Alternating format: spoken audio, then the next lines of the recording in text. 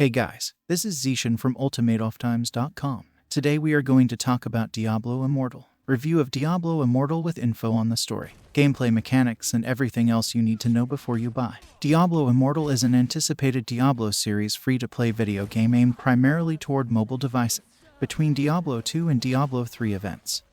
The massively multiplayer online action role-playing game takes place. Diablo Immortal is a free-to-play massively multiplayer online action role-playing game initially created for mobile devices. Originally, Blizzard announced that no other platforms would be supported. It's an online-only game that requires an internet connection to play. The game also includes cross-save technology, which connects the player's progress to their Battle.net account and allows them to play on numerous devices, while it preserves Diablo 3's bright art style.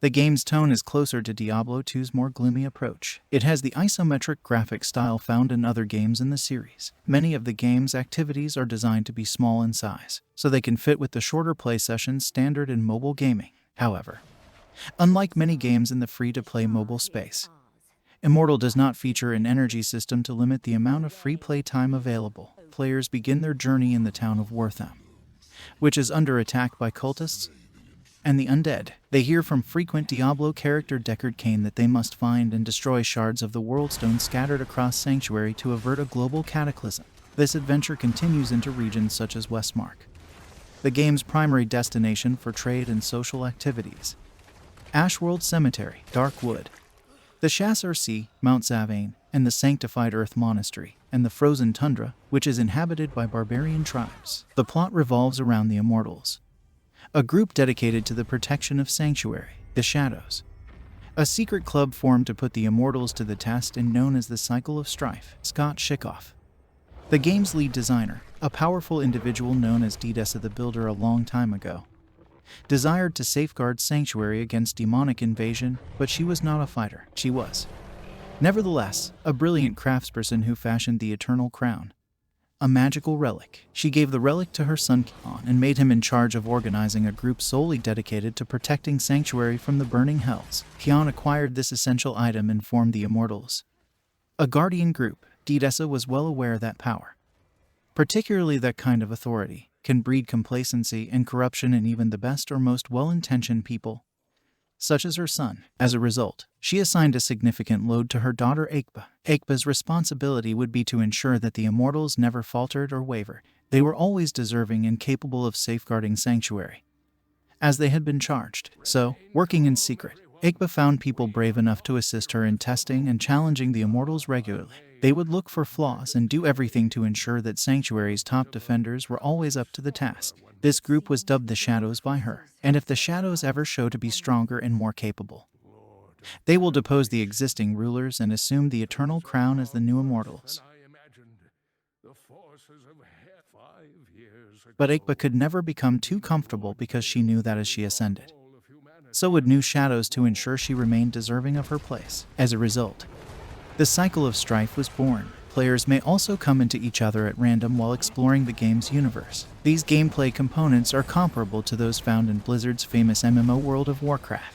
Voice chat tools are also available in the game, allowing players to talk with other members of their party and a wider variety of players via public channels. Clans are also available in Immortal to bring together larger groups of gamers. The game includes competitive PvP as well as cooperative multiplayer components. Some regions of the game, for example, have treasure chests that respawn on a timer and can only be unlocked by the last player remaining alive in the area. Battleground is another PvP feature, an 8 vs 8 mode featuring a player rating system in which teams convey zealous idols to the opposing team's ancient heart. 1. Loot system. Items that are part of a set and obtained from a specific area are also available to players. Unlike in previous Diablo games, set things in Immortal are of the 6 secondary varieties. If a matching set of 3 or 6 items is obtained, these items provide additional bonuses focusing on generic, non-class specific benefits like healing and movement speed, in addition to things that impact character attributes.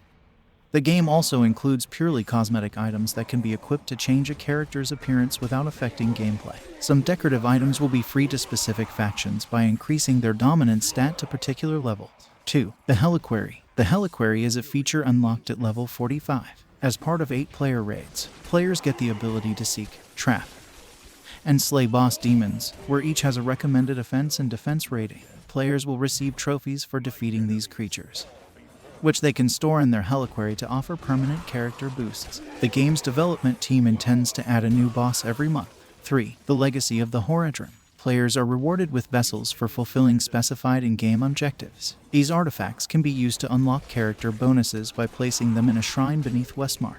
A daily refreshing dungeon near the shrine can be cleared to acquire materials for improving the vessels to gain further perks. 4. The Cycle of Strife. The Cycle of Strife is an optional PvP system available to all players who have reached the in-game phase of Immortal. Each server will enable up to 500 people to join the Immortals faction, but an unlimited number of players to join the Shadows side. The functionality is entirely optional for players.